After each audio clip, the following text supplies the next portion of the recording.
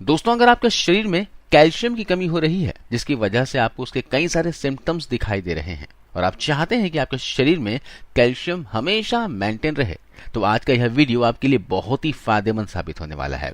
Calcium सिर्फ हड्डियों और ज्वाइंट्स के लिए ही जरूरी नहीं होता है, बल्कि शरीर में और भी काफी सारे फंक्शंस के लिए जरूरी होता है। हमारे दांतों के लिए कैल्शियम बहुत जरूरी है, मांसपेशियों के लिए भी कैल्शियम बहुत इंपॉर्टेंट रोल प्ले करता है। हार्ट की जो पंपिंग है वो अच्छे से हो सके उसके लिए भी कैल्शियम बहुत जरूरी होता है। इसके अलावा हमारा जो नर्वस सिस्टम है उसको भी तंदुरुस्त करने के लिए कैल्शियम की आवश्यकता होती है। यही नहीं, कैल्शियम हमारे बालों के हेल्थ के लिए, स्किन के लिए और यहाँ तक कि शरीर की हार्मोनल लेवल्स को मेंटेन करने के लिए, हमारे इमोशनल हेल्थ के लिए, मेंटल हेल्थ के लिए जो कैल्शियम है ये बहुत ही जरूरी होता है। यानी हड्डियों और जोड़ों के साथ साथ पूरी बॉडी के फंक्शनिंग के लिए, स्टैमिना, एनर्जी के लिए कैल्शियम बहुत ही जरूरी है। इस वीडियो में हम जानेंगे कि आपको कैसे पता चलेगा कि आपके शरीर में कैल्शियम की कमी है और उसके लिए आप कौन सा ट्रीटमेंट ले सकते हैं, कौन सा आयुर्वेदिक सप्लीमेंट ले सकते हैं या फिर आप अपने डाइट में कौन सी चीजों को ऐड कर सकते हैं। इसकी पूरी जानकारी इस वीडियो में हम आपको बताने वाले हैं, तो वीडियो को ध्यान से अंत तक बिना स्किप किए देखिएगा।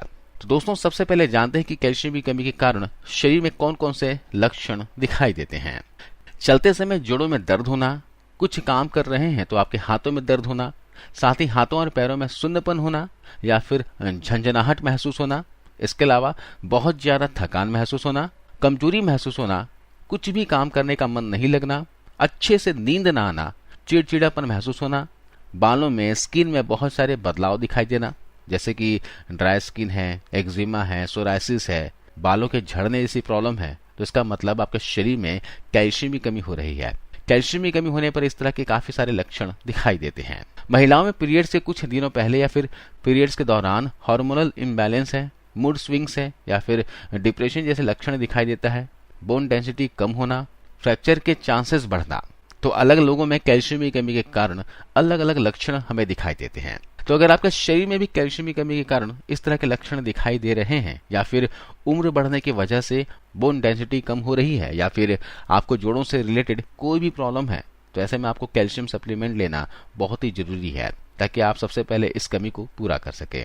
उसके बाद आपके डाइट में, अपने खान पान में ऐसी चीजों को ऐड कर सकते हैं जिससे आप कैल्शियम के लेवल को मेंटेन कर सकते हैं। अब जब बात कैल्शियम सप्लीमेंट्स की आए तो हमारे लिए सेफ होना बहुत ही जरूरी है। जब आप कोई लैब बेस्ड कैल्शियम सप्लीमेंट लेते हैं तो वो हमारे शरीर में उसका जो ऑब्जॉर्प्शन है बहुत ही कम होता है, क्योंकि ये हमारे शरीर के लिए नेचुरल नहीं है।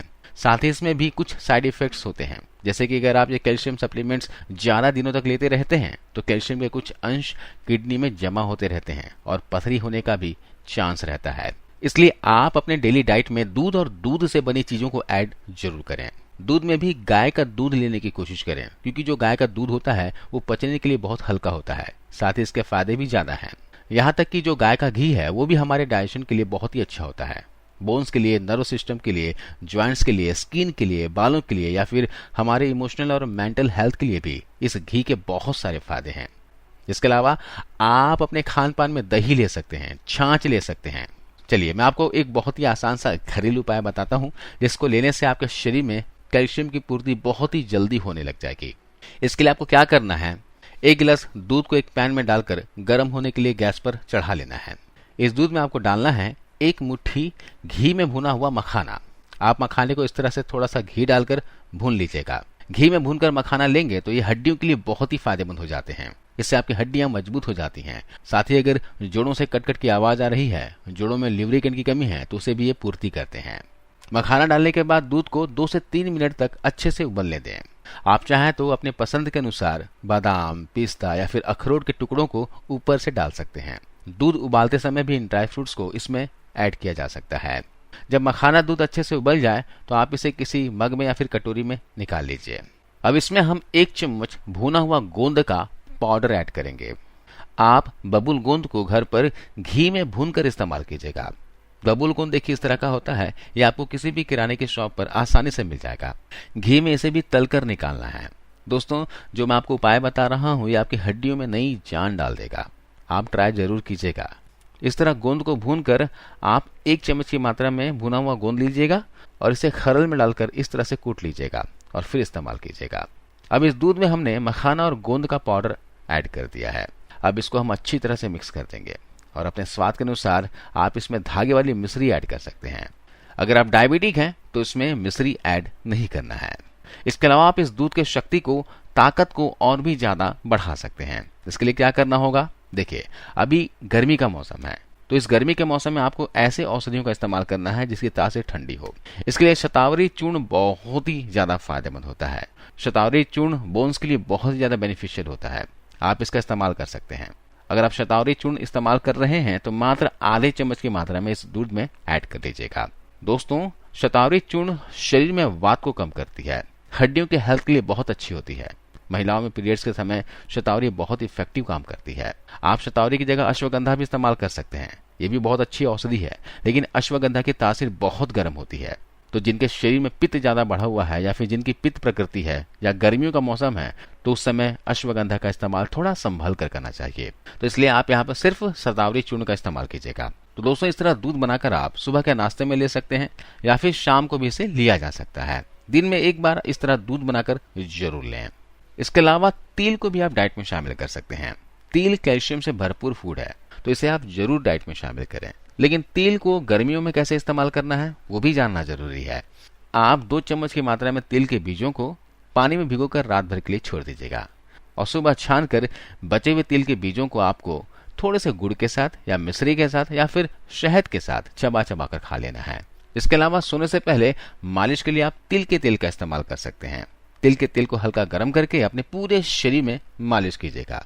तिल के तेल से मालिश करने से शरीर में बढ़ा हुआ वात कम होता है और जोड़ों में दर्द, घुटनों में दर्द की समस्या है, कमर में दर्द की समस्या है, तो उसमें आपको आराम मिलेगा।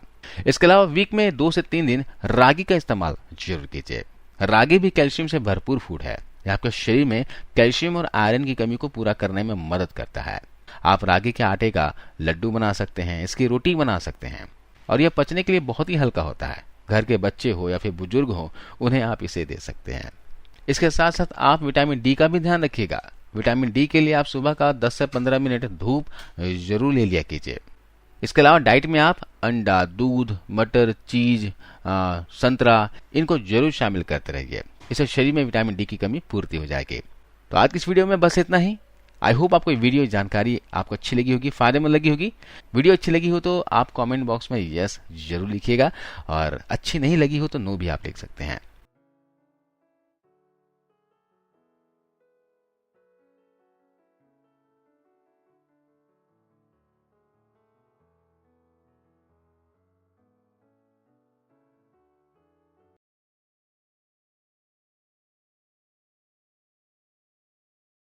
आपने इस वीडियो को अंत तक देखा, इसके लिए बहुत बहुत शुक्रिया। धन्यवाद।